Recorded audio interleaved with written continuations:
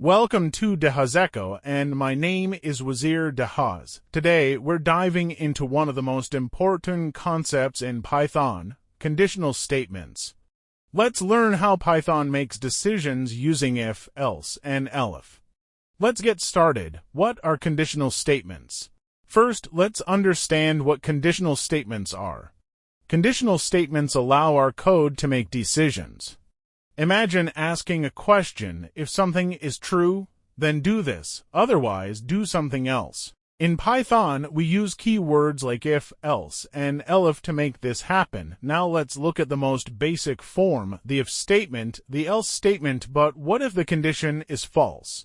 That's where else comes in. The elif statement, sometimes we want to check multiple conditions.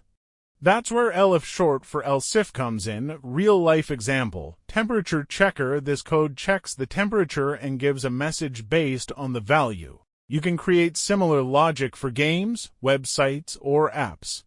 And that's a beginner's guide to conditional statements in Python. If you found this video helpful, please like, share, and subscribe for more content on programming, coding, and software development. This is Wazir Dihaz from Dihaz Echo. See you in the next one.